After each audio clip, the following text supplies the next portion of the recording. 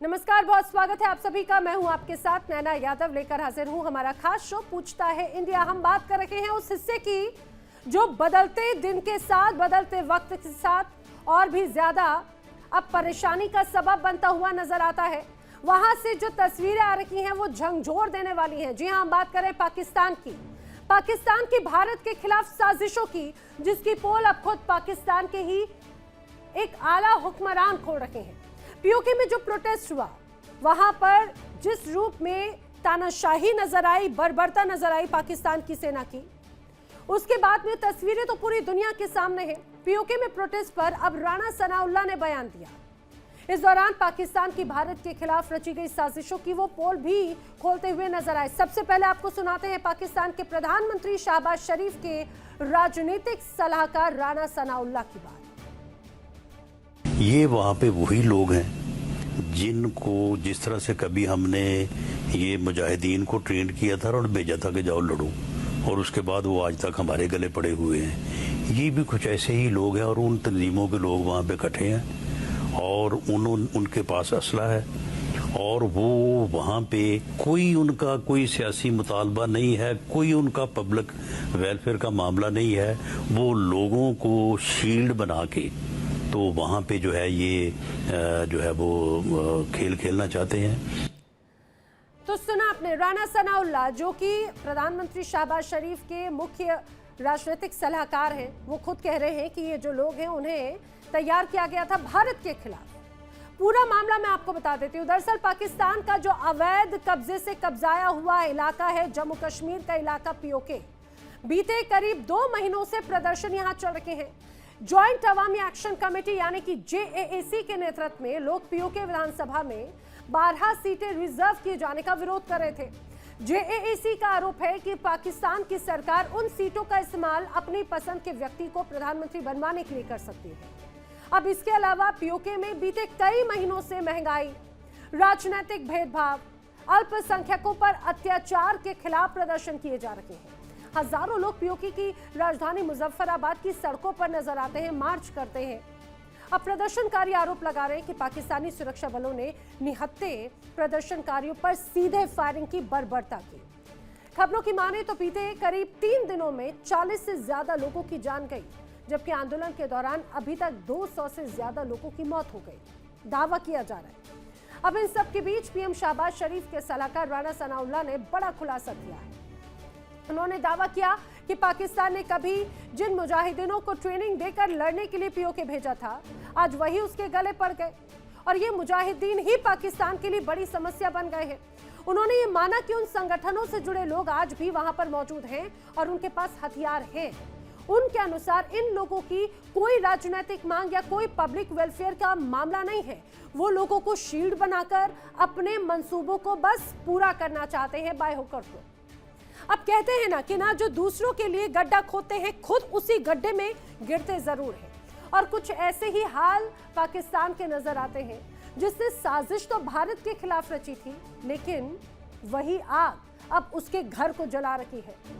असला बारूद हिंदुस्तान को सुलगाने के लिए रखा था, लेकिन वही असला बारूद जब जिस जगह पर रखा तो वो वहीं पर ही अब उसके इलाके को भस्म कर देने पर आमादा है। ये पाकिस्तान की नियत और नीतियों का ही नतीजा है। लेकिन ये ऐसी नापाक नियतें जिसका सीधा सीधा शिकार बन रही है वहां की मासूम जनता, मासूम कश्मीरी। बड़े सवाल खड़े होते हैं, क्या राणा सनाउल्लाह की बात पाकिस्तान के आतंकियों को पालने की नीति की ओर इशारा करती है? क्या पीओके में प्रदर्शनकारियों पर फायरिंग करवाकर शहबाज शरीफ और वहां की सरकारें, वहां के सेना बलोच या टीटीपी से मिली हार की खींच निकाल रहे हैं? क्या पाकिस्तान के आतंकवादियों को लेकर नीतियों में कोई बदलाव होगा? करेंगे चर्चा। खास मेहमानों का पैनल मेरे साथ में कनेक्ट हो रहा है। मेरे साथ रक्षा विशेषज्ञ retired lieutenant colonel Himanshi Singh connect हो रहे हैं, भू राजनीतिक विशेषज्ञ दामोदर सिंह कनेक्ट हो रहे हैं, पीओके एक्टिविस्ट तस्लीमा अख्तर मेरे साथ कनेक्ट हो रही, पाकिस्तान से भी मेरे साथ कनेक्ट होंगे मेहमान, उनसे भी आपको मिलवाऊंगी। लेकिन जिस तरह से हिमांशी सिंह जी, मैं आपका रुख करते हुए सबसे पहले मुझे राणा सनाउल्लाह खान की ये जो पूरा बयान है, इसके मायने जरा समझाने की कोशिश कीजिए। आखिर उनको किस रूप में देखा जाए? क्या ये उन्हीं आतंकियों का जिक्र कर रहे हैं जो भारत के खिलाफ उन्होंने तैयार किया, अब खुद ही के लिए मुसीबत का सबब बन गए? नमस्कार, जय हिंद।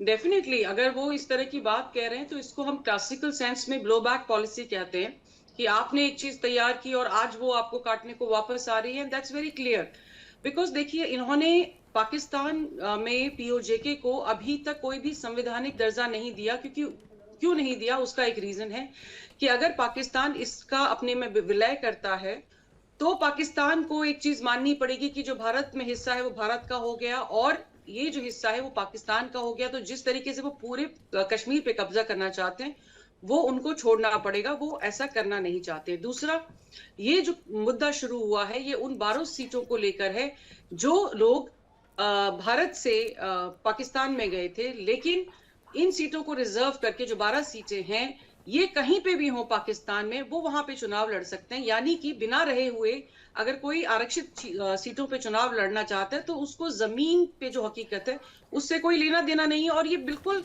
जायज एक मांग है। देखिए 38 मांग जो है वो जेएसी ने अपनी तरफ से रखी थी जिसमें काफी कुछ मान ली गई और स्पेशली वो बहुत बेसिक मांगे थी आटा चावल दाल बिजली को लेके। लेकिन ये जो मांग है जिसमें उनको एक स्वायत्तता का अधिकार मिलता है वो आप नहीं दे रहे हैं। पाकिस्तानी जो सरकार है वो पीओजेके को सेमी ऑटोनोमस स्टेट के तौर पे रखना चाहती है और आई थिंक ये लोगों का जो मान इस समय में है ये बहुत ही सिंपल सी मांग है। वो अभी देखिए आजादी की मांग नहीं कर रहे हैं। और यहाँ पे मैं एक चीज की और आपका ध्यान आकर्षित करना चाहूंगी कि जो बलूचिस्तान है वहां पर भी इस तरीके से शुरू हुआ था। पहले लोग बेसिक चीजें मांगते थे लेकिन आज वो कहाँ पहुंच गए हैं कि वो स्वायत्तता की मांग कर रहे हैं, वो आजादी की मांग कर रहे हैं। तो ये मुझे उसी तरफ जाता हुआ दिख रहा है, क्योंकि अगर सेनाएं खुद अपने लोगों पर गोलियां चलाती हैं, जो सेनाएं की बॉर्डर की रक्षा के लिए हैं, और वो अपने लोगों को मारती हैं, तो ये दमनकारी शासन मुझे लगता है बहुत लंबे समय तक नहीं चलेगा।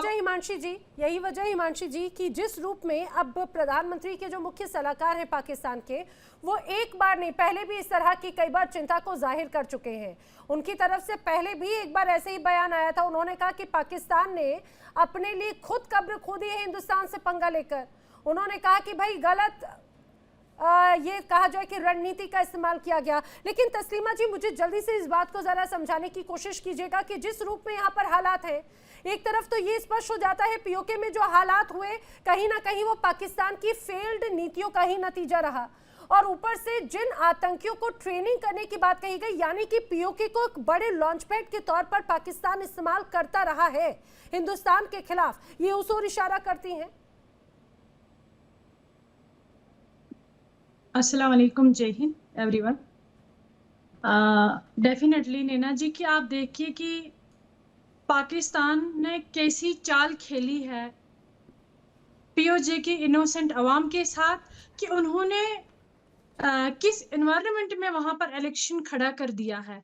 जबकि आप देखो पीटीआई पाकिस्तानी तहरीकी इंसाफ बहुत पुरानी पार्टी है, 1967 में वो पार्टी बनी है। उसने बाइकआउट क्यों किया है? इसीलिए उसको पता था कि ये डिफेंस वाला इलेक्शन है, सिलेक्टेड इलेक्शन है, क्योंकि ये कभी नहीं चाहेंगे फर्स्ट ऑफ ऑल उनको वहां पर प्रोटेस्टर्स को इत्मीनान में लाना था, एतमाद में पहले उनको सुनना था, पीसफुल माहौल बनाना था, फिर ये इलेक्शन कर सकते थे वहां पर। उन्होंने जो ऑर्गेनाइजेशन जिनको लोग चाहते थे लाना सामने, उनको बैन कर दिया। शहबाज शरीफ ने तो अपने लिए ये सीटें निकलवा के रखी थी। आप देखो 9 सीटें उसकी पार्टी ने जीती है और 4 सीटें फॉरेन मिनिस्टर की पार्टी ने जीती है, बिलावर भुट्टो के। तो आप देखो ये इलेक्शन कहाँ की तरफ जा रहा है। ये डिफेंस डेफिनेटली उन्होंने जिनको पाल रखा है वहां वर्दी में, जो डिफेंस के रूप में, वो असल में टेररिस्ट है। आप देखो नए आते लोगों पर गोलियां चला रहे हैं, उनके साथ कितना इनजस्टिस, उनके साथ वायलेशन हो रही है और ह्यूमन राइट्स वायलेट हो रहा है। यहाँ पर ये इलेक्शन कर रही है। क्या ये इलेक्शन फेयर हो रहा है? क्या ये इलेक्शन ट्रांसपेरेंट हो रहा है? उनको ये शर्म भी नहीं आती है पीओजेके के लोग जो उन्होंने दबा के रखे थे अभी तक, जिनको जुबरन काबिज बैठे हैं, कि कैसे उनको अपनाएंगे? क्योंकि वो दिल से तो उनके साथ गए नहीं, उन्होंने जबरन उन पर काबिज बैठे हैं। तो इसीलिए आप उन पर इतना अत्याचार कर रहे हैं, उनके साथ खून रेजियां कर रहे हैं। आप देखो कि इलेक्शन माहौल कैसा रहा उनका। लाशियां बिछा दी उन्होंने वहां पर, लाशियां, वो भी इनोसेंट अवाम की, उनको सपोर्ट नहीं कर रहे हैं। ये बहुत शर्मनाक है, अपने आप में वाकई में बड़ा गंभीर हो जाता है। वेल, पाकिस्तान से भी गेस्ट मेरे साथ में कनेक्ट हो चुके हैं। पाकिस्तान से पीएमएलएन के नेता डॉक्टर इरशाद अहमद भी कनेक्ट हो चुके हैं। आपका भी बहुत स्वागत है। मैं दामोदर जी का रुख करूं, लेकिन जल्दी से डॉक्टर इरशाद अहमद मुझे ये बता दीजिए, राना सनाउल्लाह खान ने जो बयान दिया वो कह रहे हैं कि यहाँ पर जो हालात बने हैं वो पाकिस्तान की ही वजह से बने। पहले भी वो कहते रहे पाकिस्तान का हाल उनकी नीतियों की वजह से हुआ, हिंदुस्तान से नफरत करने का हाल हुआ। अब पीओके में जो लोग सड़कों पर उतरे ये तो वही कुछ लोग थे, इनमें चुनिंदा लोग जो उन्होंने भारत के खिलाफ इस्तेमाल करने के लिए तैयार किए थे लड़ाके। फायर बैक कर गए। मैं आपसे अर्ज करूंगा, देखिए आप राना सनाउल्लाह साहब का बयान तोड़ मरोड़ के पेश कर रहे हैं। देखें, उन्होंने ये नहीं कहा कि यहाँ हमारे भेजे हुए लोग हैं, उन्होंने जो कहा उसको सही तरीके से उनकी प्रेस कॉन्फ्रेंस को दिखाइए आप लोग। दूसरी बात यह है कि अभी ये खातून कह रही है इरशाद अहमद जी सुनिए ना, सुनिए, मैं आपको दुरुस्त कर दूं जरा, आप मुझे दुरुस्त करना चाह रहे। पहली बात तो उन्होंने प्रेस कॉन्फ्रेंस नहीं, एक टीवी को इंटरव्यू दिया, और अगर आपको लग रहा है मैं आपको पूरा इंटरव्यू दिखा दूंगी, हो सकता है आपको वहां पे नहीं मिल रहा होगा पूरा इंटरव्यू देखने को, इंटरनेट की पाबंदियां है ना। नैना, आप दरमियान में नहीं बोले। इन खातून के जो मेरी फौज के बारे में गलत ऑल फॉल बक रही थी, मैं किसी की सुनता नहीं हूँ। अपनी आर्मी के जवानों के बारे में कोई बकवास करे, मैंने बड़े इत्मीनान से सुना कि आपका शो खराब ना हो। देखें, इस तरह के लोग, ये 2 टके के लोग आप ला करके बिठा देते हैं मकबूजा कश्मीर से, जो कि आपके पालतू हैं। मैं इन्हें पालतू कहूंगा कि मेरी अजीम फौज को जिसको पूरी दुनिया सलूट करती है। अच्छा, और अब आप जिन शब्दों का इस्तेमाल कर रहे हैं, 2 टके के कौन है? 2 टके के कौन है? इसको यहाँ पर क्लियर करना चाहूंगी, ये कातिल लोग हैं, कातिल। शर्म ये पूरी दुनिया में एक्सपोज हो चुके हैं। ये तरीका ठीक नहीं है। इस खातून के दरमियान में मैं नहीं बोला हूं।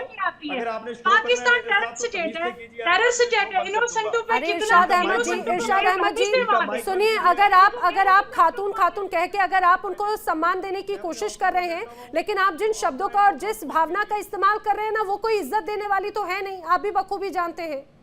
कि जो मेरे फौज के बारे में जो बात करेगा, मैं उसके लिए कुछ भी कर सकता हूं। मैं अपनी फौज के लिए अपनी जान भी दे सकता हूं और किसी की जान ले भी सकता हूं। ये याद रखिए, मेरे इदारे हैं, मेरी अजीम फौज है, मेरा अजीम मुल्क है। अभी इलेक्शन पे ये बात कर रही थी खातून, कितना बेहतरीन तरीके से इलेक्शन हुआ, बेहतरीन तरीके से, कोई वायलेशन नहीं हुआ, इलेक्शन पूरा अमन हो गया। जिसकी तकलीफ है हिंदुस्तान को, जिसकी तकलीफ है अमन से कोई इलेक्शन नहीं हुआ। आपके जो भेजे हुए वहाँ पाले हुए आजाद कश्मीर में बदमाश थे, जो भाग गए, जो छुप गए अपनी बिलों में, जो हिंदुस्तान भाग गए, बॉर्डर क्रॉस करके भागे, उनको तकलीफ है कि पूरा अमन इलेक्शन कैसे हो गया। देखिए, मैं बताऊं आपको, अभी हुकूमत भी पूरा अमन तरीके से बन जाएगी, लेकिन आप जैसे लोग रोते रह जाएंगे, क्योंकि आपके मुकद्दर में रोना लिखा हुआ है। तो आप जब प्रोग्राम करते हैं तो उसमें तरीका ये किया कीजिए कि एक तरफा बात मत सुना करें। मैं आपसे अर्ज कर रहा हूं कि कुछ भी नहीं होगा, इंशाअल्लाह बेहतरीन तरीके से हुकूमत की तब्दीली होगी। इरशाद जी सुनिए ना, प्रोग्राम कैसे करना है, कैसे नहीं करना है, ये मैं बहुत बखूबी जानती हूँ। देश कैसे चलाना है, जनता को कैसे संभालना है, झूठ कैसे बोलना है, पहले आपको जरा ये सीख लेना चाहिए। आपको जो स्क्रिप्ट दी गई झूठ बोलने की, सुनिए ना, वो झूठ बेनकाब मैं कर देती हूँ तस्वीरों के माध्यम से। आपने कहा बड़े खूबसूरत तरीके के साथ में, शांतिपूर्वक।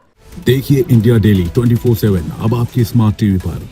इंडिया डेली मौजूद है सभी डिजिटल प्लेटफॉर्म पर लाइव और लगातार। इंडिया डेली 24/7 हर दिन राष्ट्र को समर्पित।